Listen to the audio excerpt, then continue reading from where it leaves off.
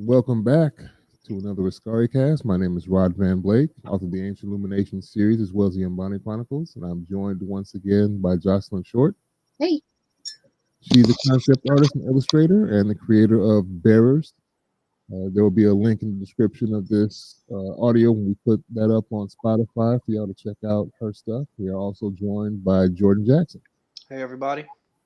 He is another graphic artist and illustrator, creator of Eve of Insurrection, Eve of Reclamation, as well as his new children's comic, Grown in the Garden, which he's, I think, working on the second issue of that right now. Yeah, working on a second. Nice. Hopefully it'll be out in around the fall. So Cool. And he's also the illustrator for my Ancient Illumination two graphic novel volumes, as well as the Umbani Chronicles comic books. Today, we are talking about the last two episodes of X-Men 97. Tolerance's Extinction Part 2, which is episode 9. So spoiler alert if you haven't watched that far. And then we're going to be talking about Tolerance's Extinction Part 3, the season finale. That was the 10th episode for season 1 of X-Men 97. So I'll do my usual thing and go through kind of a breakdown. Charles is finally back.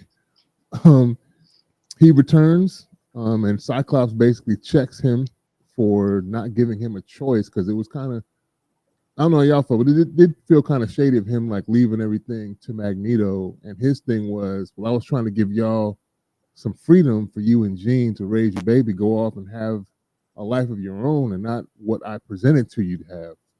Because the intentions were there. I actually It could have been a respected it. discussion. It could have been a discussion. They could have put that in the will. That could have been written out. I mean, it could have been just a talk. Like, I thought Just y'all been would. like, I thought listen. y'all would have just abandoned the X-Men when you had a child. We didn't know y'all going to keep doing this. Yeah, he's saying he wanted to free him, and Cyclops is like, we wanted the choice.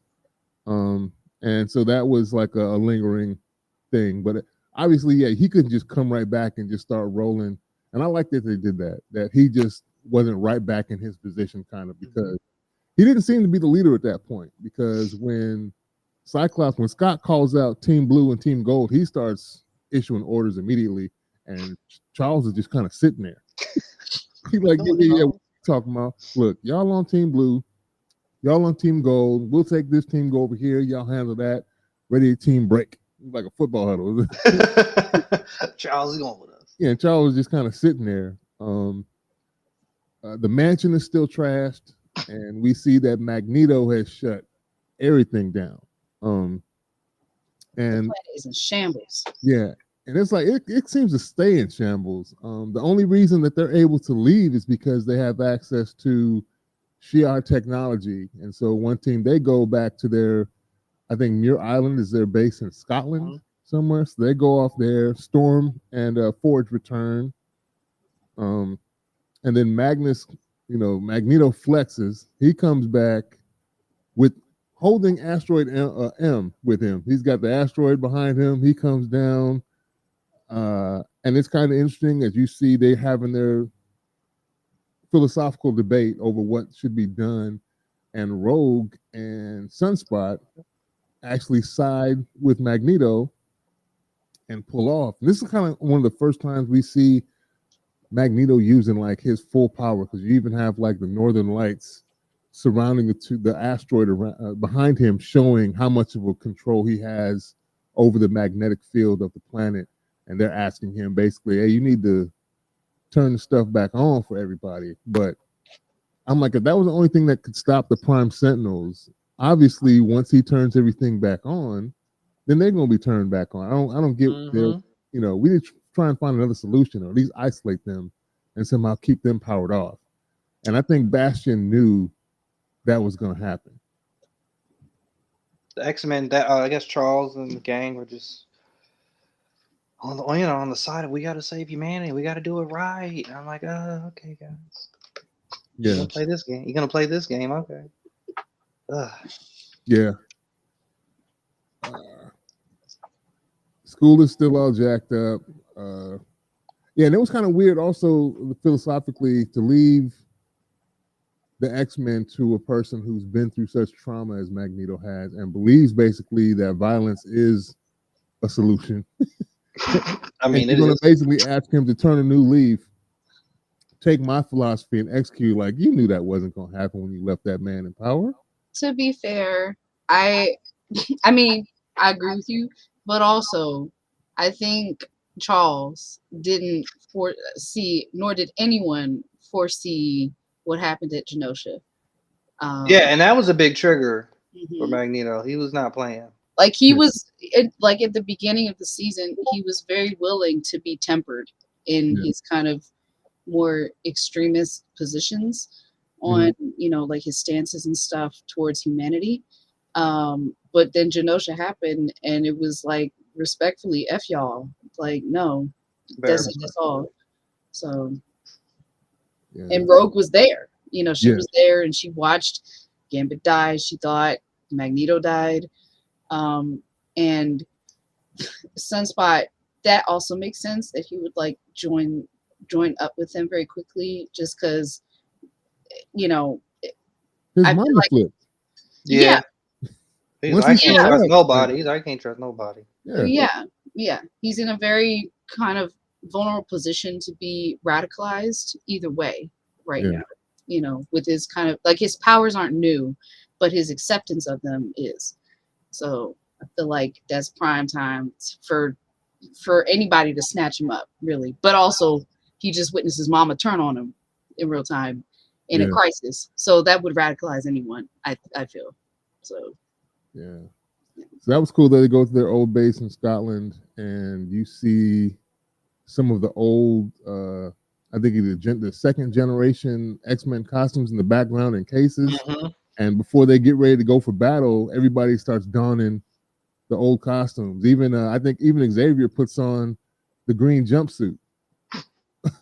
Well, I mean, we don't see him put it on, but absolutely, you see Wolverine put his on. You see everybody else basically getting ready. Jean puts on her joint, the green and yellow joint. Yeah, she puts on the green and yellow jumpsuit as I think was Marvel Girl was her name when she initially wore that suit.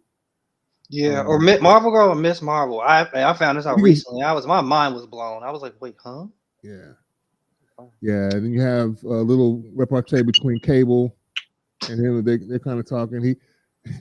And I think they were throwing a shot at the X-Men movies. Yes, they were with the When black leather. Yeah, the black leather comment that he makes that we see Wolverine and the Sony X-Men movies make about, do people actually go outside in these things? And I think Cyclops says, so what would you want? Like yellow spandex, because that's his actual comic accurate suit. And then the fighting begins. They go on, take on Mr. Sinister, who keeps messing with Jean Grey the entire time. Everybody's getting down, and they freaking at some point, Mr. Sinister takes Cable over. That was crazy. Because I guess he's thinking that's his ace in the hole. And they all start kind of fighting, and we see the Phoenix reappear after it looks like Cable is about to like blow her into non-existence. And she, I guess, briefly believes that she's gonna die because she looks over at Scott and says, "I love you." That was a wild sequence. And then, of course, because the Phoenix Force is an external force that comes out, I guess, when Jean is in like fatal danger, Yeah, near death or crisis, and takes over. And I think that's Blue Team. That's with the Jean Grey and Cyclops. And then Gold Team is having their own issues with Magneto, of course, because he's fully raw and uncut right now, just using everything at his disposal. And at the end of the episode, of course, we get the craziness that actually is comic accurate when we see him pull the adamantium out of Wolverine, nearly killing him. And I think at some point he puts his helmet on Professor X. Yes. So he can't mess with threw it. it back at him. I was like, dang. That was a very intense just scene. Just that whole fight scene with them and Magneto and Xavier grappling with the fact that he has to hijack his mind. Yeah. And I'm like, and I was actually like really appreciative of the show because I'm like, this show is making Xavier actually cool. Like making showing off his power set. Yeah. And I'm like, that's crazy. like he has to be like, all right, we gotta have a conversation one night. We're gonna take taking over people's brains is obviously like a last resort move. I was like, wow. I'm glad that they did, just to your point, I'm glad that they did that. I feel like so often in superhero shows where the person's powers are supposed to be like telekinesis or just mind powers in general, people, I don't know, or at least movies, like live action movies even, I feel like it just doesn't get showcased as cool as it should be. Yeah. You know? Like to surprisingly, I guess technically we could use. Yeah, they don't. I don't know. There's always this focus on like the physical power, like the physicality of like super strength or manipulating elements or whatever, and we don't really get the cool exploration of like psionic powers and mind games. Like right. it was kind of like one thing I liked about I really liked about Doctor Strange. The sequel was that what was the one with what's from Bob? Was that 2 or 3? It's all blurring. Are you The one where we had Scarlet Witch that and was Xavier. that was the last one. Okay, that was the last one, whatever that one was. And like that was cool how they kind of explored visually like Xavier going into the Scarlet Witch's mind and them kind of engaging in battle, which is like something different. Or something that's not psionic powers but kind of reminds me of it. How Mysterio had like illusions. In using the idea of illusions, not using a physical ability to kind of like trick off Spider-Man in the second movie, and just like playing with that sense of reality. And I think that will be cool to see more often with like people with psychic abilities. Like how do they distort reality and illusion? So I'm wondering how that blow though from Wolverine before Magneto does what he does, how that doesn't really seem to shank. That was when he shanked him like that, I was like Magneto, you got to be done, buddy. Yeah. But it seemed like it charged him up. Like he got real mad when he made that line about the brave or whatever. That seemed like this ain't enough. Get this off. I forget the actress's name in Harlem Nights when she gets punched. She's like, "Oh yeah, that's what I'm talking about." Like, oh my god. He's getting stabbed in the kidneys in the back in midair, just like whatever. I had to hit his spinal cord. Turned around and did what he did, and I think that's from one of the graphic novels back in the day where he actually strips, Magneto strips the adamantium out of Wolverine, and that's how they end that episode. There were lots of little battles going on in this one. They're teasing a lot in these last 2 episodes. I don't know if we're actually going to get what they're teasing, specifically from the comics. I'm thinking of Onslaught. I don't know whether are you too familiar with Onslaught? The only reason why I think I've heard of this character is because of like I think wasn't he in a Marvel vs. Capcom game? He might have, but yeah, he's not a playable character, but I don't really know much about him. He's basically a psionic entity formed of the anger of Charles Xavier and Magneto and takes over Charles's body and becomes this like mashup of them. Yeah. That's crazy. I gotta look this up. This is a drawing idea. Hold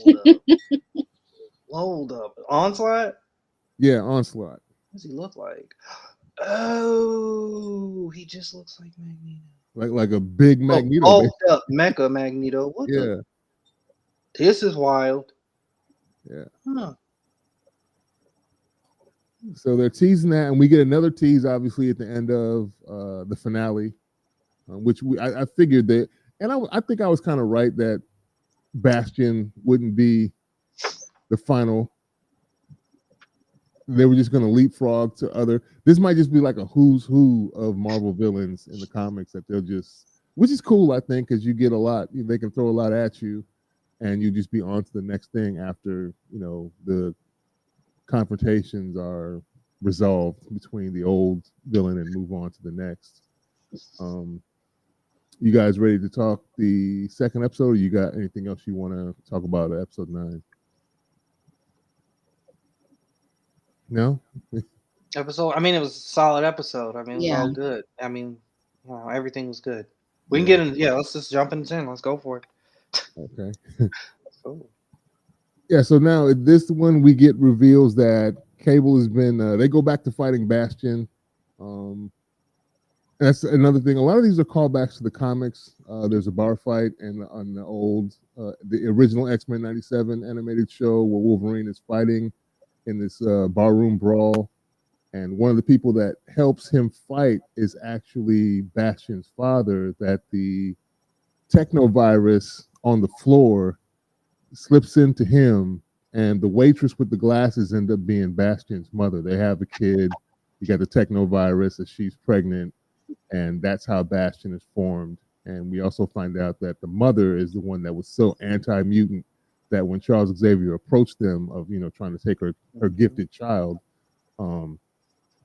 she didn't want no parts of it. And I think Aurora even makes a mention of like, if in another time we might have seen him in this behind us. Bastion could be one of the kids here, and Bastion's like, she was protecting me.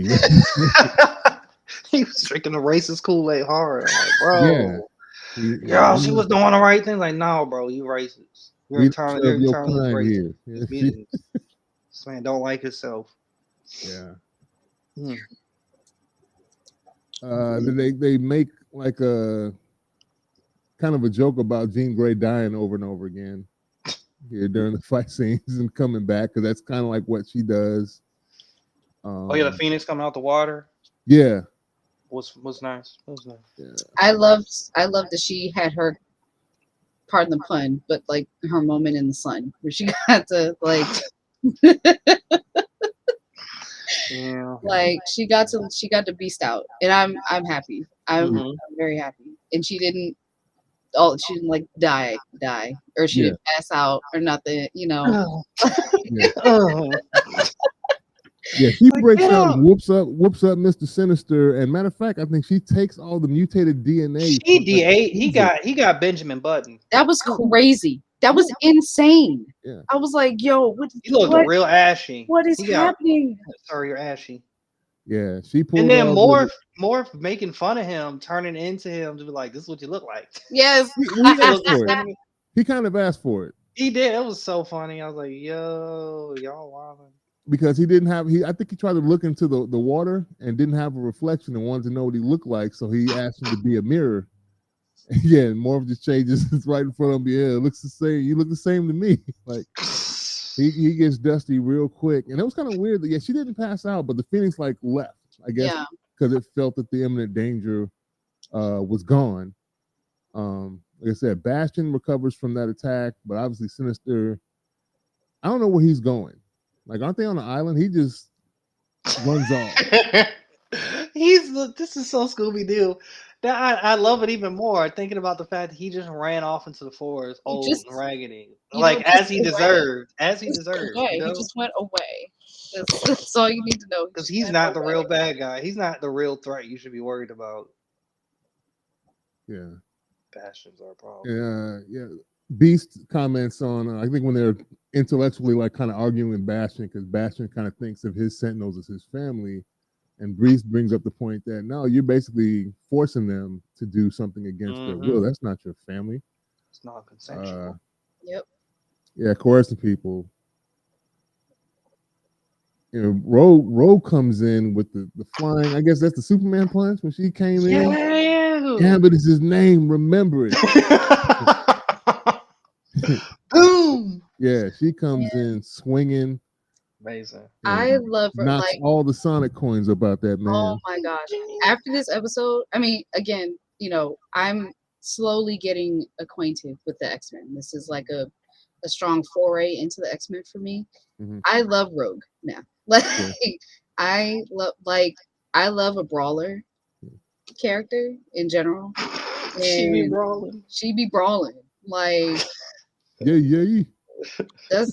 She's ready to throw hands. I'm all for it. It's hilarious. Like, she's not wasting time. She's like, look, man, just give me 10 minutes. Give me 10 minutes. 10 minutes when I'm in the room. I'm ready to throw the fisticuffs because you don't have no time. We don't have no time. It's like, good cop, bad cop. Rogue is always going to play the bad cop role. He's not giving us answers and start punching him. Yep. Just working them out. That's all that matters.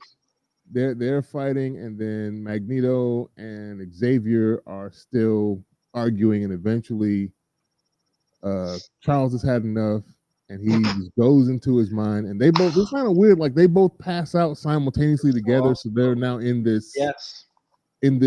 like mind meld where they're together, passed out, sleep on the floor, but they're inside this So construct that Xavier good. created. So good.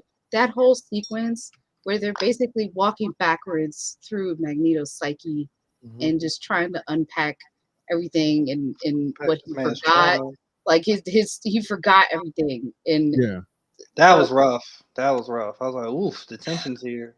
I Yeah. also was laughing when like Xavier kind of got up out of sleep. He was like boom, sonic wave yeah. into his head. I was like, whoa, this man's powerful. This guy's giving Super Saiyan vibes. I'm like, this is wild. Yeah, because before that, I don't know. I'm probably thinking ahead though, because it seemed like Bastion was pimp smacking everybody. After he kind of recovers, like, what's gonna call it? Nightcrawler was kind of flipping around, transporting, and then he got a hold of him, tossed him. Beast tried to come in and pick up the whatever little thing they were going to put on his neck or on his head to try and stop his powers. He pimp smacks him. The thing goes flying. Like everybody was getting worked for a hot second, even though Rogue was giving him a 2-piece and a biscuit before that. But he eventually recovers himself. My man's rips off Cable's arm, smacks him with it. He pulled a Mortal Kombat move. You rip your arm off, smacks him with it, raises the arm, and then like starts squeezing it. These tentacles pop out, Real anime. then meld, and he becomes like a weird version of Archangel. Exactly. I was like, why is this man Archangel? But I'm like, it's cool. I like it. He also had metal wings. Let's go for it. Yeah. I was like, yeah. So everybody is scrapping. Action scenes here. Can what do you say there? We got to. I thought about that a lot. No, I think they're still supposed to be in a part of like near the dark side of the moon. This is part of the Phoenix run, I think, of the comics, where there on certain parts there is oxygen and breathable air. Yeah.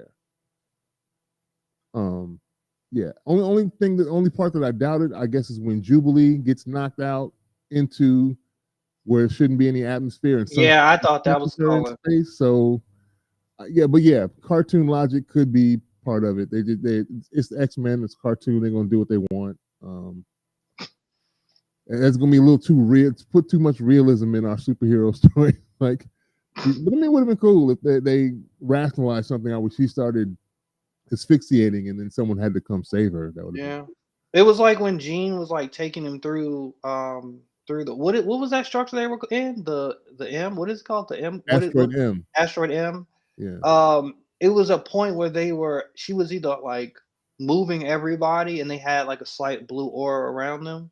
Yeah. I was like, this would make sense if they were moving through a space that didn't have any oxygen. It would be cool. But I was like, are they gonna hold this logic up? But I was like, no, Jubilee. I thought it was more a function of them not being able to fly, so she had to form that bubble to. That too. But I'm like, at the same point, I wonder if she could also just do that as well. Like she can create barriers for people. I was like, I'm curious of her power set. But.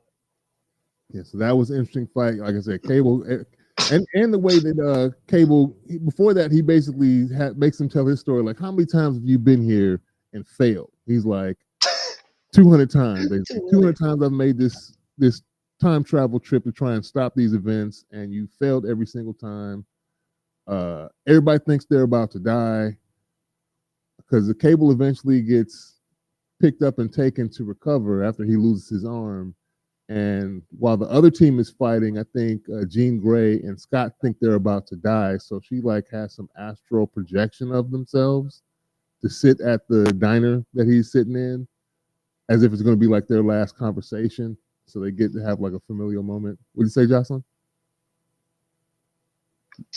You're muted. Yeah. You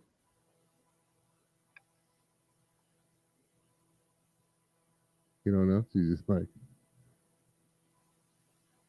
what happened? Yeah, we'll wait to see if you get your. Hello? Can you hear there me? you go. Okay. You're back. Okay. I was just saying that I was saying, oh yeah, like as you were describing that moment, I was like, oh, just remembering it that they were in that diner together. That was very sad. Yeah. It was sad and beautiful and sad. Yeah, I think they were trying to give those characters a little bit of closure. Supposedly, I don't, we know because it's comic book stuff and it's not over. But they were thinking in that moment that might be the last time they get to talk to him. And then the next part of the episode, we go back to the internal struggle with Professor X and Magneto as they're still comatose on the ground, and seems like Charles is trying to walk Magnus through his trauma and bring him back to the light. Charles is a really good friend.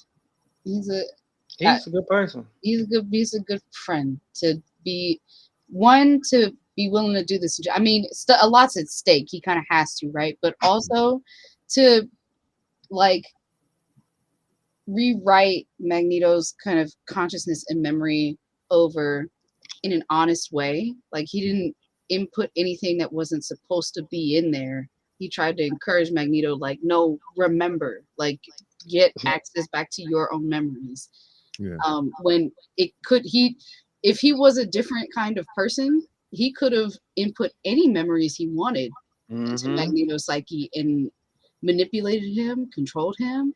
Yeah. But that's not who Charles is. So I thought it was a great moment. Yeah. Meanwhile, let's not gloss over the fact that while everybody's having their physical fights and philosophical debates, Magneto protocol has been activated by the regular humans, and they send missiles to hit the damn asteroid as all this happens. While they're comatose now, this asteroid is falling towards the Earth, and if it hits, it's going to be an extinction level event on the planet, which was Bastion's plan. I guess Bastion wanted to just start over with his. Yeah, he was wilding with that. His whole we kind of didn't really get into like him once again the humanity of the X-Men and them trying to sway Bastion to be a good person, and he just keeps fighting. He keeps drinking the racist Kool-Aid and his being on his own trip, his own power trip. That him kind of like, doesn't he like fly into like the core? Does he fly into the core, or like he gets sucked into the core of that asteroid? It was just a very like, there was a lot going on in that. There was a lot going on with that. Yeah. Yeah. So.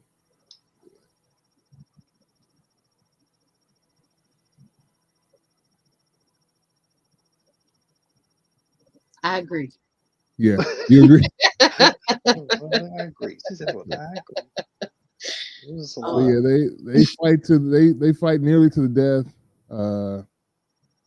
Finally, at the end, my boy he wakes. Magneto and Xavier wake up, and yeah, right after everything's about to go down, he does actually stop the asteroid, and then it kind of just like disappears. It like blips. Yeah.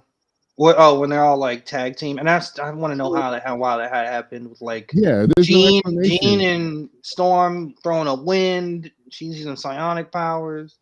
Cyclops is overcharged the core. Yeah, I'm like, I don't know if that's because of the end, like the end scene where we get the second villain that they tease, which is we get Elam and Sur, the AKA Apocalypse, and they're flashed to two different timelines, the two different groups.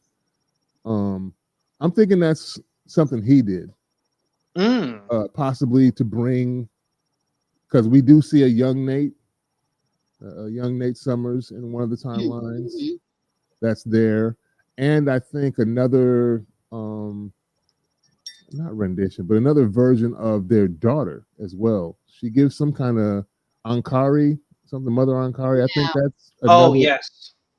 So yeah, I think maybe he had to keep them to make sure that both the kids that they become adults in those two timelines, and goes back in time. One group goes back in time to meet Apocalypse or is that, I don't know, 3000? That's still future. They though, went right? to they went to 3000 BC, and then they went to I think the 3000 in the future. So what did you guys think about those two time jumps at the end? And there seems to be another time because you see an early version of Apocalypse because he's got the long hair. He looks pretty much human with the weird white eyes. Are you talking about he looked white with rabies? Yeah, with the white and the blue around his lips. Yeah, and then white skin. Yeah, I had a lot of thoughts on that. So that's supposed to be Egypt. Yeah. He's the very first mutant, correct? Yes. My thought and logic was like, from a design perspective, I'm like, were they just trying to make him not look like a black character because it's in Egypt in that time period? He should have been black. Because he looks like a white guy. I don't know. He has like straight hair, and I'm like, some people, I've seen certain people complain about that, but I'm like, he is a mutant, and I feel like this has been like a common thread in superhero films or whatever, where like the mutant is the outcast who looks visibly different. Yeah. Namor having wings on his feet, there are these things that made people stick out. So I was like, are they intentionally making him look like he's not, black or African? Is that the intention here? And then like, why isn't his skin more gray? Unless that is something that didn't look gray. Because we see him later. We see the lips. Yeah. We see them. That's hilarious. We see the lips. So we see him in the future with his obviously in the blue suit. We see a hand gripping dirt on Genosha. And then they see him smiling. But like, I'm trying to remember, like, even if it's just, I feel like his skin looked more, if they showed his lips. So I know they would have shown some of his skin tone. Yeah. And it was not even as white, like actual white as that was the second one you see is closer to his comic rendition. And that's what I'm saying. So does he grow into looking gray? I don't know. That was gonna happen. Like, is that the journey? Is he supposed to he wasn't always gray and ashy? So I was like, And you see him pick up I think Gambit's Queen of Hearts, which I think they're trying to show him as possibly resurrecting him to become one of his 4 horsemen, and obviously that would be Death. That would be fire. But didn't we just talk about this last week about resurrections of characters? Yeah, but they're gonna do it, and it's gonna be good though. Yeah, they're gonna do comics. They're gonna do it, and the only difference with the comic book stuff is like usually in most shows, movies, and stuff, like if you don't see a body, that means they're coming back. But here we definitely saw the body, but they're still, they're still gonna do it. They're still gonna bring him back. But yeah, I think they're gonna bring him back as a horseman because at one point I think in the comics, Wolverine was one of his horsemen because Apocalypse is actually the one who gives him the adamantium back. He has a duel with Sabretooth, and the deal is like if you beat him, he takes the adamantium out of Sabretooth and instills it back into Wolverine. But the deal is, if I do that, you have to become one of my horsemen. And then he does. And they don't get him back until the X-Men come and save him later. But yeah, there's a run where I think he becomes Death as well. Mm-hmm. So much content, I can't. Yeah. So much stuff. I wonder what the next season is going to be like, just because I don't think the writer who did this season is going to come back. Yeah, that's true. They fired him. So I don't think he's coming back. You know why he got fired, y'all? Does anyone know why he got fired? We do not. It hasn't been revealed yet, but they I was talking to some people about it today. I think it was like inappropriate conduct or something, like in the workplace, something like that. Okay. And someone had brought up that like if Disney was willing to let this person go even after proof of success of their writing of the show, it's probably a big deal. Yeah. So I'm hoping we don't get another Star Wars Ryan Johnson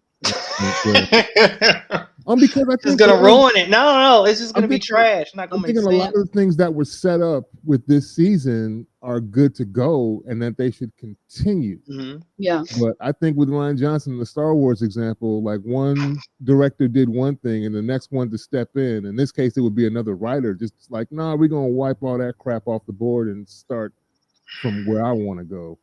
And then it will lack continuity, and then people are going to be angry about that. Yeah. So yeah, it's a real issue with them, with the writing not being in stone right now because they've fired the person that wrote the first season, and now everybody's anxiously awaiting season 2 to see what we're going to do. But the good thing is, at least they're using a lot of the material in this instance. I think that they have access to with regard to the comics. And They're the original very interesting arcs. I don't know anything about the arcs, but hearing you guys talk about the arcs that exist in the comics, they're very interesting. So I'm inclined to agree with you.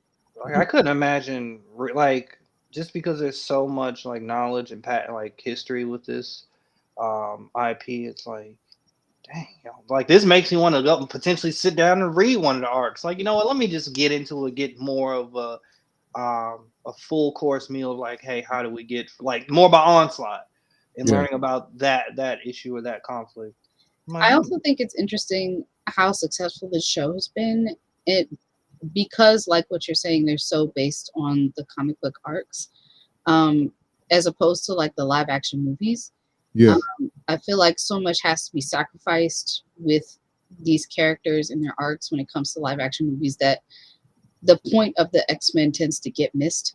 And I feel like when you're watching the live action movies, like I feel like they rely on fans already kind of understanding these characters, as opposed to like new audiences coming in and getting it. Because like new audiences coming in, like they see these superheroes, but then the movies are like kind of trash half the time, or just not as like interesting, not as appealing as like what this show has been. And DC kind of has that same problem too. Like the shows in the animated movies are infinitely way better than the live action movies. I mean, and to be fair, TV shows it's a longer medium overall, so you have more time to kind of establish nuances and all that kind of stuff. Whereas like a movie is like it's a moment that you have to capture. You have to capture a really big moment.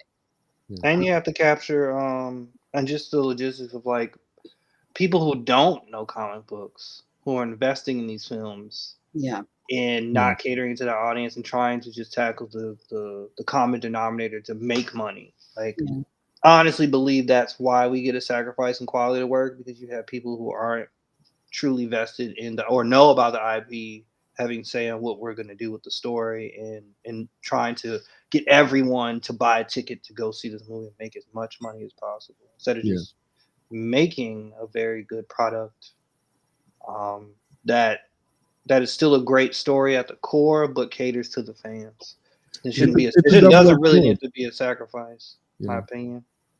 It's an odd double-edged sword that can go either way. And most of the time, I don't think it's executed well. In this situation, it has been executed well. I think we've talked about this previously. Again, sorry to keep bringing it up, but with the Star Wars franchise, because there's so much content and different groups of fans are so loyal to whatever they came up with or whatever they chose to consume. The people that read all the books are hoping to get some of that done in live action. When it's not, they're disappointed. And then, like you said, you got the people that may have never read any of the comics, have no idea, and this is their first introduction to this IP, and they're running with it. But the people who read all the comics be like, oh, but they left out this or that. So it's kind of hard to please all of those crowds simultaneously. Like somebody's going to be upset. For the most part, the reaction I've seen online has been overwhelmingly positive with this, which is kind of refreshing, and it's like not happening that often with the other, like you said, the DC Universe stuff, live action versus the animated shows. The animated shows get all the love, and the live action stuff seems to get crapped on most of the time when it comes out, with the exception of maybe one or two things that are highlights. which has happened for Marvel. It's been the reverse. The live action stuff, for the most part, gets a lot of praise, but the animated shows, people were saying for a while, oh, they're all trash compared to DC. So this is kind of the best of both worlds, where it's using a lot of the material, so it reels in all the fans that are there just for the Easter eggs that they. And we didn't even get into that with episode 9 when the power was turned back on. We get a bunch of cameos. I saw Daredevil. Yes. T'Challa. Like they got Matt Murdock Yeah, out the apartment. They got him. Peter. They got him out the courtroom. Oh, Cloak and Dagger. Cloak and Dagger. We had Peter and MJ, Spidey and MJ. Pete wasn't in the costume. Looking through Crazy Eddie's, which is another. I think we talked about Crazy Eddie's before. You did talk about Crazy. Yeah, Cloak, Omega Red again, and Silver Samurai. We've seen him standing outside as the power comes back on. They keep showing him standing outside. Like, what are you doing? Yeah. Yeah, at least we saw Daredevil was actually doing something. He was actually fighting. I was like, oh, I guess people were looting in the street because the lights was out. People getting active. Folks getting active in Hell's Kitchen. So yeah. They out here robbing. And looting. We gotta stop them. Mm-hmm. And all the lights is out. Let's go get our TVs and PlayStation 5s for free. Let's. But yeah, they've been doing a lot. They've been including a lot of little nuggets for some people to recognize, and it doesn't seem as exclusive where the people that didn't necessarily get all those Easter eggs are still able to enjoy it, which I think is kind of paramount for success nowadays. You kind of have to try and find that perfect mix where you get everybody, and this has done a good job of that, I think. I also think it's pretty cool to show, like, in that like moment where you saw all those cameos, like there's so many characters to this universe that people care about, and there's so much content that exists now that more people can recognize some of these characters. Yeah. Like, I was so happy to I mean, I've been knew who Daredevil was, but I was like, is Matt Murdock? I think Cloak and Dagger was the one that surprised me the most because I was not expecting to see them at all, and to see them. I really wasn't. For me, that was back in the day. I used to joke when I was a kid. I was like, "Oh, that's our comic book version of Jungle Fever. We got Cloak and Dagger right here." I'm gonna fall out. Yo, that's hilarious. Didn't watch the show, the live action show. It wasn't. I did not watch the live action show, but man. I do remember the comics back in the day when I was initially starting to collect comics. I do remember reading some of those issues. I got to stop that though. Only reason I didn't really watch it, to be perfectly honest, because it was getting so much hate thrown at it. I just never. Madam Web, the same thing. So much crap has been talked about it. I just have not. It's on Netflix, y'all. It's on Netflix. I look at it. I go right past it every time. I just keep scrolling. Just watch it. It's free now. I mean, it's you pay for it, but you're not spending $20 on it. It was a movie.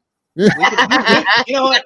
We should probably. Oh man, we should watch the reaction. That'll be a funny. Yes, that'll be a funny reaction video. We want to talk about that. Oh man. Okay. But yes, back to X-Men. What were y'all? What would you rate it? The show or the last 2 episodes? The season. Everything in its entirety. Everything. I loved it. I would give it like, I don't know, a 9.7 out of 10. Okay. Like it's pretty high for me. I'm not as in depth of a Marvel fan as probably others who like watch this show.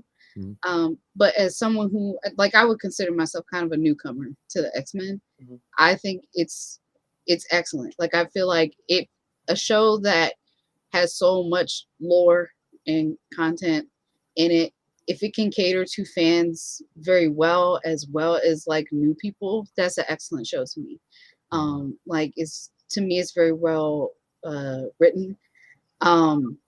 Like, the only reason why it's not like a perfect 10, and this is like almost negligible, is just there are some things that are just like a little bit like too cartoony sometimes, or just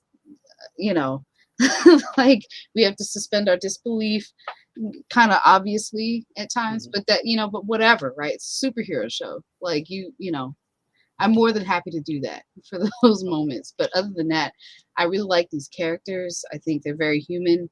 They're messy. Um, Got a lot of that throughout the Yeah. series. yes, they're very messy. I think the show is very relevant. I think the message of the X-Men continues to be relevant, which is why it's such a long-standing franchise. I, and I think that the way that they told this story now is extra relevant and important and was done very well. Um, I I don't know. I have such complicated feelings towards most of these main characters, which I think is a good place to be. Like, it's not.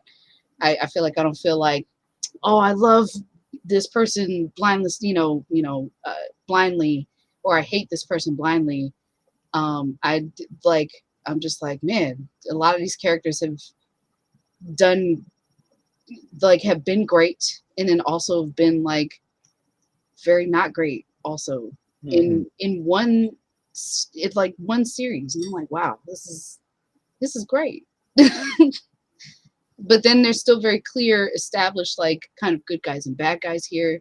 Like I think Sinister is very funny of a character. Like He's a Scooby-Doo villain to me. he is like he's get your Scooby-Doo ass out of here. You got no mask at the end. I would have gotten away with it too if it wasn't for these pesky kids. Yeah. He's an old bald man. Old bald man and his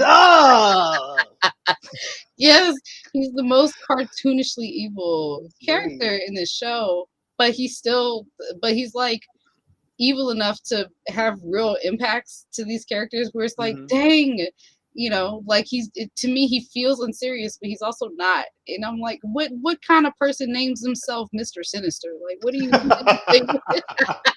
how sinister are you? I don't even take it seriously. Then like, he takes you're the whole so family. unserious, Mr. Sinister. Like, you should get dragged every minute. I just It would have been really funny if like stomped him out when he was like in the water. He's like, "Oh, my face!" And they just stomped. They just jumped him. yes. Like, that's what you get. That's what you get, Mrs. Sinister. What would Yes. you rate it? Oh, I'm sorry. Oh, finish your response. I just wanted to say this one last thing. I think that moment where Jean and Scott got to sit down at the table with Cable telepathically, I also think that moment was great just because they have not had a chance to be parents in this entire series. And that was the one time they really got a chance to like be the best parents they could. Like that's all they wanted at the start of the show. Like that was their end game, was to be parents. And that was the only time really they got a real chance to do that. Yeah. And so I thought that was excellent. Agreed. So I'm gonna just give it a 10. Gonna give it a 10. Because like for me, what kind of cemented it was that like this show had like everything. It had like it had I mean literally basically everything, Jocelyn, what you said was like spot on. So like they had very relatable characters that were complex. And the action scenes were very great at all the time when we had them. When there wasn't no action, the drama was just as intense. There was always stakes and tension. We also had a lot of cameos. That was like, for me, that's like cherries on top and sprinkles. I don't like sprinkles, so I'm just saying cherry. So that was just awesome to be like, oh, Morph turned into Hulk today, or like us giving Cap and then seeing Iron Man and Daredevil. Like all those things were dope. And like the villains were all great in different ways. For me, it was really nice to see Magneto kind of go through these like changes throughout the entire series of the villain. Yes. That was really good. Sinister was goofy. That was great. I loved his goofiness. And also, I don't know, this show, I don't know this. I feel like this show kind of made me a fan of Cyclops. I never really cared for Cyclops as a kid. I'm like, I'm a Nightcrawler guy, but like, I don't know. When I saw him kind of like get down, like when he was ready to fight, just like him kind of like imbuing a leader and like making those type of sacrifices. I was like, oh, this is dope. Cyclops is dope. I'm like, I need to go and like really watch the original series, just to see like, to get kind of more more ingrained in that character. So it was really like I didn't have any problems. Like I didn't think one episode was bad. I was just like, all right, we're on for a ride. Even in the beginning, I guess like Jubilee and Sunspot kind of having these kind of like having that like that kind of more youthful, kid centric, lighthearted episode where they're fighting in that video game. Like I think these were I don't know, these moments were like Saturday morning cartoons that kind of like almost kind of like get us into the nostalgia of it all. And then we get into we're sunk, we're kind of like hook, line, and sinker. So it's like, all right, now we're gonna take you through all these emotions. Killing Gambit was wild. The Genosha Massacre was just terrible. Like it was like they were pulling at the heartstrings. Like they weren't pulling punches. Rogue wasn't pulling punches. Not at all. She animated like my favorite moment in the last episode where she punches Bastion like she's like literally her punch is dragging him through the ground. It felt straight like out of anime. I'm like, boy, a woman after my own heart. She was working you out. She was full send all the time. Yeah, and even Cyclops doing all this like juking stuff when he's fighting Bastion, dodging them. She was like, yo, like what the.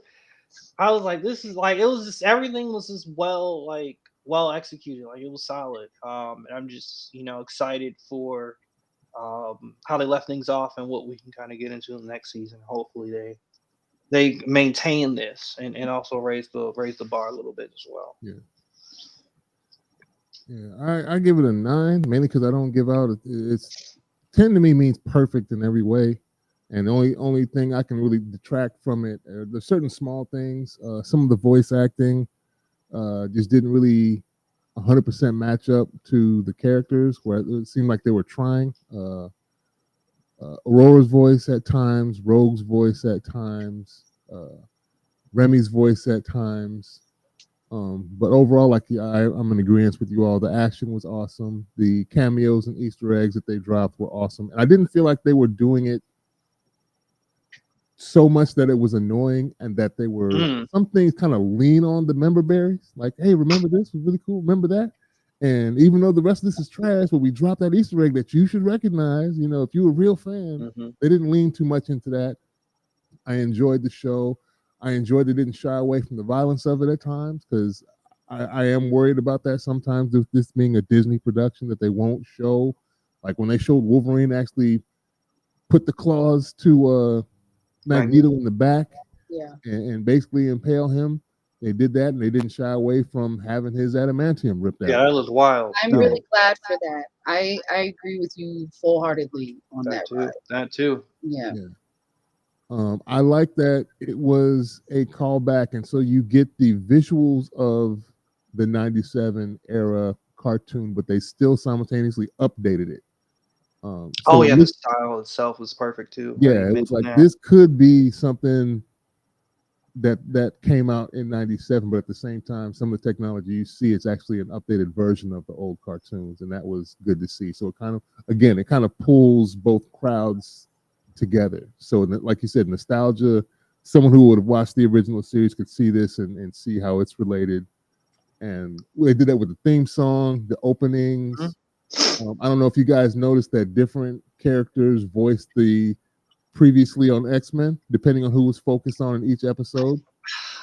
In the opening title shots, when the song, before the song came on, and then they do this, I think we got everybody pretty much significant that does that, previously on X-Men.